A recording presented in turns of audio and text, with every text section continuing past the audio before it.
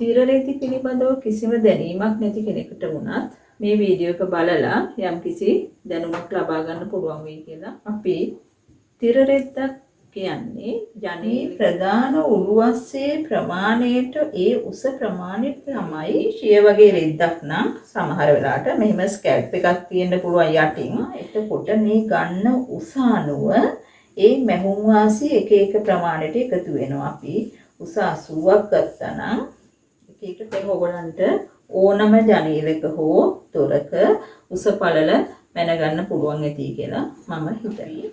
Pencil ප්ලීට් tape ආකාරයට ලේස් වලට shea වලට වගේ හොඳයි. මේ මෙතනින් තියෙනවා ලූප් එක. Box pleat, roller pleat, goblet pleat. මේ දෙක සම්බන්ධ කරගන්න අපිට මේ වගේ ඩබල් බා එකක් ගන්න වෙනවා. අපිට සිංගල් බා තියෙනවා. දැන් මේ වගේ එකක් අපිට පුළුවන් ඉල්ල ගන්න මේ වගේ මේ කර්ටන් එක මේ ආකාරයට මේකට දාගන්නවා. normal pleat tape curtain, pencil pleat tape curtain, pinch pleat tape curtain. ඒ වගේම අපිට ඒකට අපි කියනවා pelment එකක් කියලා.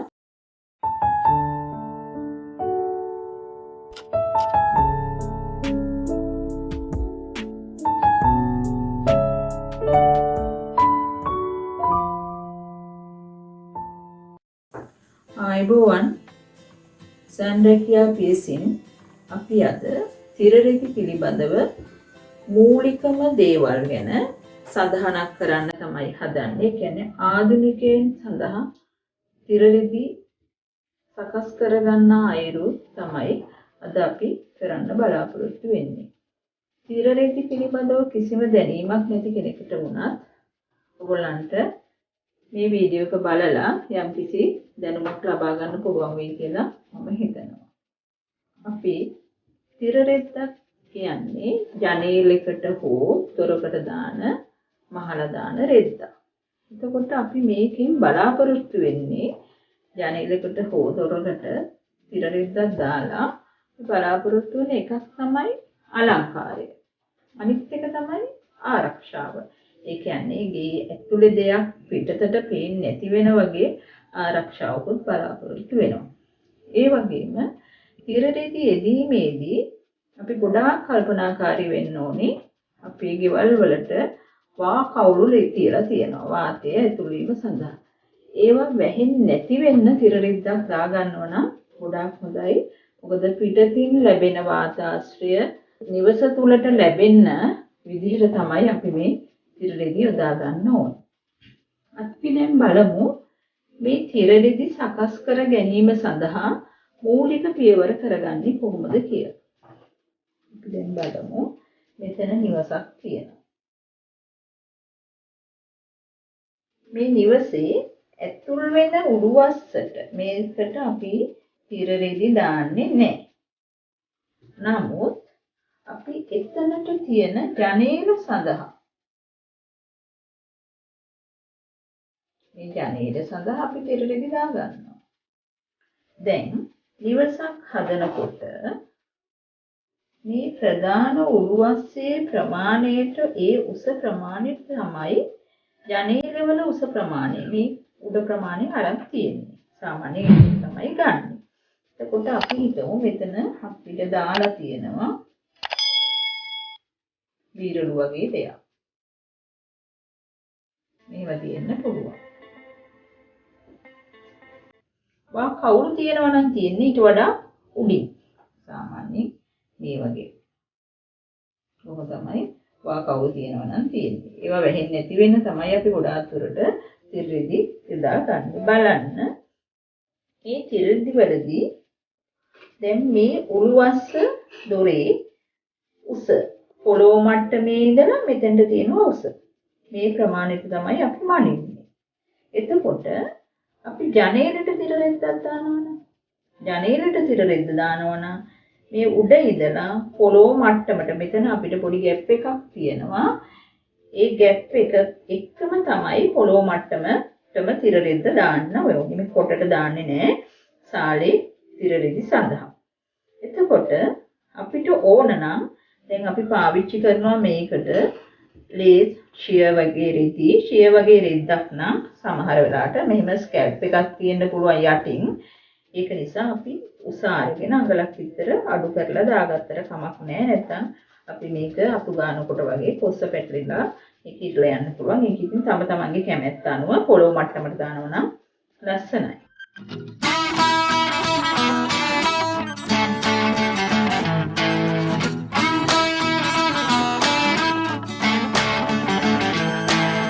දැන් මේ හා සමානම තමයි ඇතුලේ කාමරවල වල උළුවව පිටලා තියෙන්නේ. එහෙනම් ඒවැ උස ගන්නෙ පොළොව මට්ටමේ ඉඳලා මේ උසට තමයි උස මැන ගන්න. දැන් බලමු අපි එන්න මෙතන ඉඳලා මෙතෙන්ට තියෙන උස තමයි අපි මනින්න හදන්නේ. මෙතන ඉඳලා මෙතෙන්ට තියෙන උස. පළල කියන්නේ මෙතන ඉඳලා මෙතෙන්ට තියෙන පළල. මේ පළල කියන්නේ මෙතන ඉඳලා මෙතෙන්ට තියෙන පළල. දැන් බලන්න මම ඇඳලා තියෙනවා ගේක තියෙන උළුවස්සක් කියන්නකො මේ තමයි කාමරයක දොරකට යන උළුවස්ස. ඒකට මේ තමයි සාලේ තියෙන ජනල් ටික එක මට්ටමට තියෙන්නේ.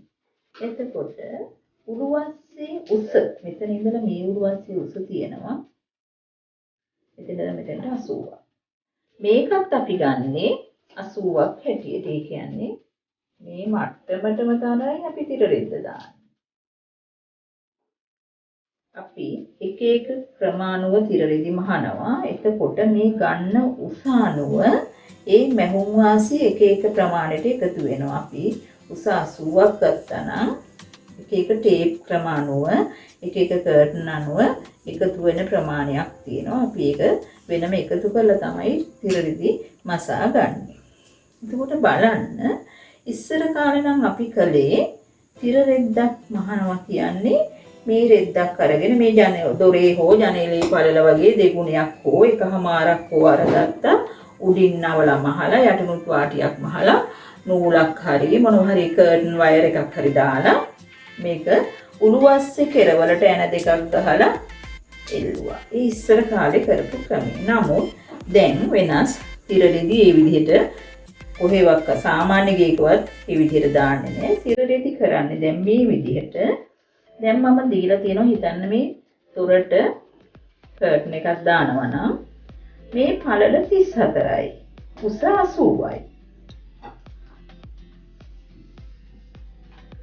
මම මේ පළල අඟල් 3ක් මෙහෙට කරලා උළුවස්සේ ඉඳලා අඟල් 3ක් එළියට පන්නලා තමයි පළල ගන්න. මෙතනින් අඟල් 3යි මෙතනින් අඟල් 3යි. මම මේ යම්කිසි ප්‍රමාණයක් උඩට තියලා තියෙනවා උළුවස්සේ කෙරවල ඉඳලා. ඒකත් මම අඟල් 3ක් විදිහට ගන්නවා.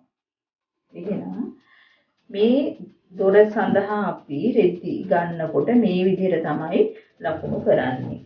ජනේලේ හෝ දොරේ පළල. දැන් මේ දොරේ පළල 34යි, මේ 3යි 37යි, මේ 3යි 40යි. එහෙනම් පළල අඟල් 40ක් වෙනවා. දැන් මේ දොරේ උස උළුවස්සේ උස කියන්නේ මෙතෙන් ඉඳලා මෙතෙන්ට 80යි, එකතු කිරීම 3යි 83.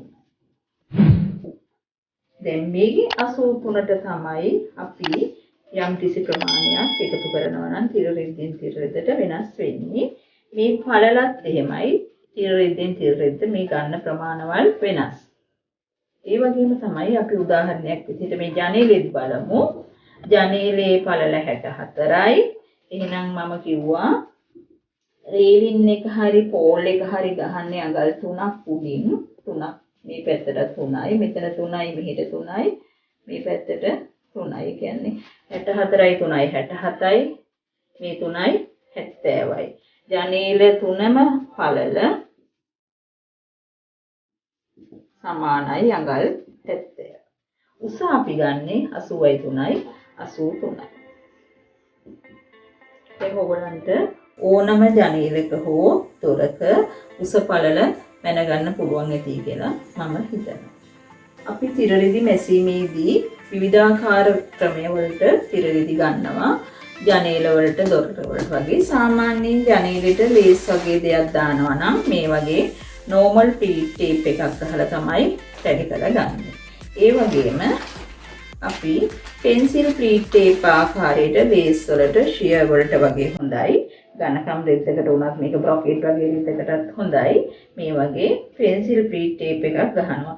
බලන්න පෙන්සිල් ප්ලීට් එකක් කියන්නේ මේ වගේ. අපි තිර රෙද්දට අල්ලලා රැඩි කළාට පස්සේ මේ වගේ පැන්සලක් ආකාරයට තමයි ඉදිරියෙන් තිර රෙද්ද දිස් වෙන්නේ. මේකත් ඒ වගේ රැඩි කළාට පස්සේ තිර රෙද්දට අල්ලලා මෙන්න මෙහෙම රැඩි ගතියට අපිට එනවා. ඉතින් අපි ඒක නෝමල් ප්ලීට් එක, මේක පෙන්සිල් ප්ලීට් ටේප් එක, මේවා මහ ගන්න පළල අණුව වෙනස් වෙනවා රෙදි ගන්න ප්‍රමාණවල. මේක අයිලට් ප්ලීට් ටේප් එක. එතන ගියාම අපිට තව තියෙනවා 3 ප්ලීට්ස් ටේප් කියලා මෙන්න මේක. මේ වගේ ටේප් එකක් ඔයගොල්ලෝ බලන්න 3 ප්ලීට් ටේප් එක මෙන්න මේ ආකාරයෙන් මෙහෙම ලූප්ස් තියෙනවා මේකේ. මේ මෙතනින් තියෙනවා ලූප් එකක් ඔයගොල්ලන් පේන්නේ නැතුව ඉතින් මම මෙහෙම දැම්මම පේනවා. මේක අපි තිර රෙද්ද මහ ගන්නකොට මේක ඇල්ලුවට පස්සේ මෙන්න මේ හුක් එක. මේ හුක් එක දානවා අපි රෙද්දට අල්ලලා මේ හුක් එක මේ වගේ ලූප්ස් 4කට දානවා.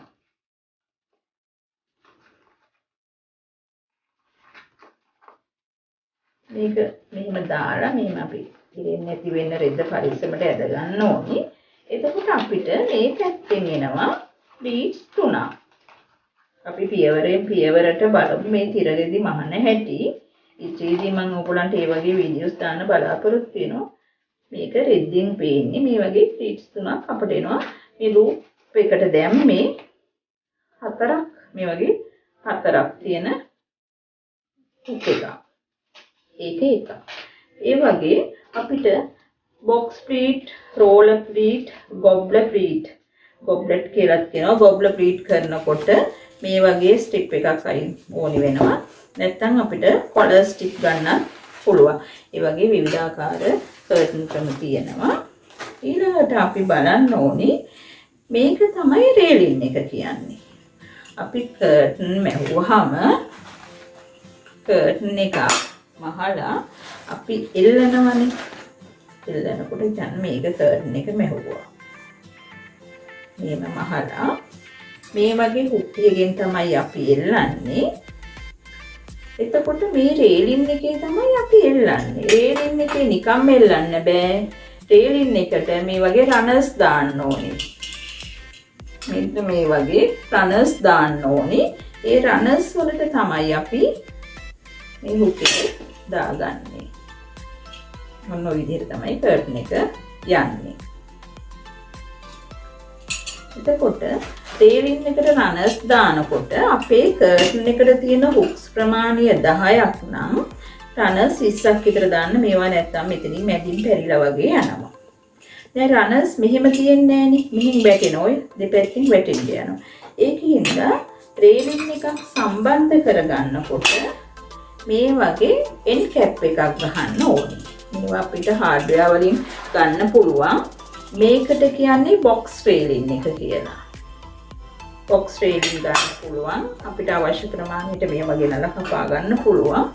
මේ එන් කැප් එකක් දාලා මෙතන තද කරගන්න ඕනේ. මෙතන මේ ඇණියක් තියෙනවා. ඒකෙන් එන් කැප් එක තද කරගෙන තමයි මේ පැත්තෙන් රනර්ස් දාලා මේ පැත්තට එන් කැප් එකක් ගහලා තමයි අපි මේක පිටියට හයි කරගන්නේ. ඔන්න ඔය ආකාරයට. උඩට පැහැදිලි ඇති. එතකොට සමහර වෙලාවට අපිට සිද්ධ වෙනවා තිර රෙදි දෙකක්. ඒ කියන්නේ අපි ජනේලෙකට තිර රෙදි දෙකක් දානවා.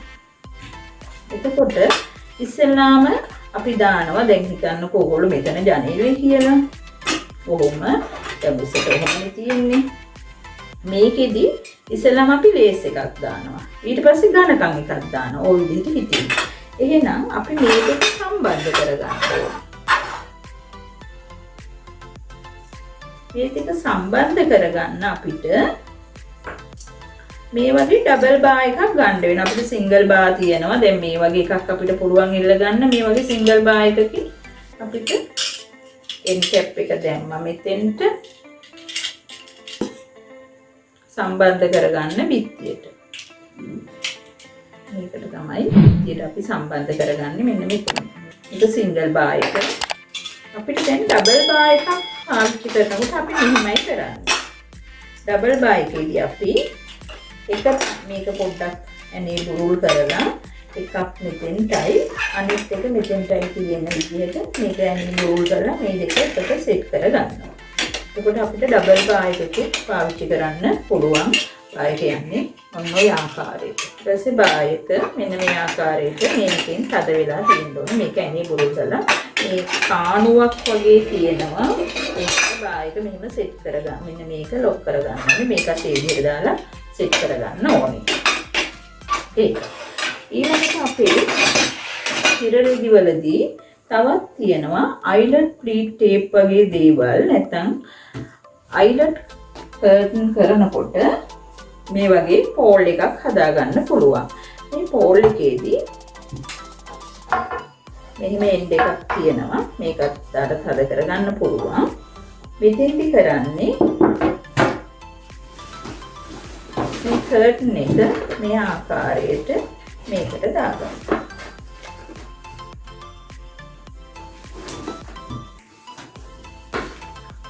ඒව තමයි පෝල්. පෝල් රඳවනක් තියෙනවා. පෝල් එක බිත්තියට රඳවන ඒවා අපි වෙනමම හදාගන්න ඕනේ. මේක ඉතින් ඔයගොල්ලන්ට පෝල් හදන තැනකින් කියලා කරගන්න පුළුවන්. ඊළඟට අපි බලමු කර්ටන් වර්ග කොහොමද කියලා. අපි මූලික කර්ටන් එක ජනෙල් වලට අපි දානවා normal pleat tape curtain, pencil pleat tape curtain, pinch pleat tape curtain. ඒ වගේම අපිට ඝන රෙදි වලට මේක කරන්න පුළුවන්. ලේස් වලට ෂේ වලටත් කරන්න පුළුවන්. සාමාන්‍යයෙන් කාමරයක දොරකට වගේ අපි දානවා නම් බ්‍රොකේඩ් ඒ වගේ ඝන වගේ රෙද්දකින් මහන්න පුළුවන්. අපිට පුළුවන් box pleat, French pleat, roller pleat ඒ ආකාරයට කර්ටන් කරගන්න පුළුවන්. ඒ වගේම අපි කරනවා කර්ටන් දාලා ඔයගොල්ලන් දන්නවා කර්ටන් එක උඩින් පොඩි කොටසක් යනවා ලස්සනට කර්ටන් එක ප්‍රමාණයට වඩා. ඒ කියන්නේ උළුවස්සේ ඉඳලා අඟල් 12ක් 15ක් වගේ උසට තමයි ඒක දාන්නේ. කර්ටන් එකක් දාලා ඒක උඩින් දාන්නේ. ඒකට අපි කියනවා පෙල්මට් එකක් කියලා. පෙල්මට්ස් මසා ගන්න ක්‍රම විවිධාකාරයෙන් තියෙනවා. රවුන්ඩ් පෙල්මට් තියෙනවා, ක්‍රොස් පෙල්මට් තියෙනවා, නෝමල් පෙල්මට් තියෙනවා. ඒ වගේ පෙල්මට් වර්ග තියෙනවා. ඉතින් අපි එකින් එක ඒවා ඉදිරියේදී සාකච්ඡා කරමු. ඉතින් මම මේ ආධුනිකයින් සඳහා තමයි අද මේ පාඩම කරේ. අපි මීට පෙර දාලා තියෙනවා අයිලට් ප්ලීට් ටේප්, ඒ වගේ පෙන්සිල් ප්ලීට් ටේප් ආදී කර්ටන් දාලා තියෙනවා. ඒවා බලන්න. ඕගොල්ලන්ට මොන හරි ගැටලුවක් තියෙනවා නම් මේ පිළිබඳව පහලින් කමෙන්ට් කරන්න. ඔයගොල්ලන්ට මොන හරි දෙයක් දැනගන්න ඕන නම් පාඩමක් අසා ගන්න ඕන නම් මට කමෙන්ට් කරන්න මේ දේ අවශ්‍යයි කියලා. මට හැකි අයුරින් වේලාව තියෙන විදිහට මම ඔයගොල්ලන්ට මේ වගේ කර්ටන්ස් ඉදිරියේදී කරන්න බලාපොරොත්තු වෙනවා. ඉතින් මගේ මේ වීඩියෝ එක නරඹුවාට ඔයගොල්ලන්ට ගොඩාක් ස්තුතියි. ඉදිරියටත් මේ වගේ වීඩියෝ කරන්න බලාපොරොත්තු වෙනවා. ඉතින් ඔයගොල්ලන්ගේ මොන හරි අදහස් තියෙනවා නම් මට කමෙන්ට් කරන්න, ලයික් කරන්න, සබ්ස්ක්‍රයිබ් කරන්න. ස්තුතියි.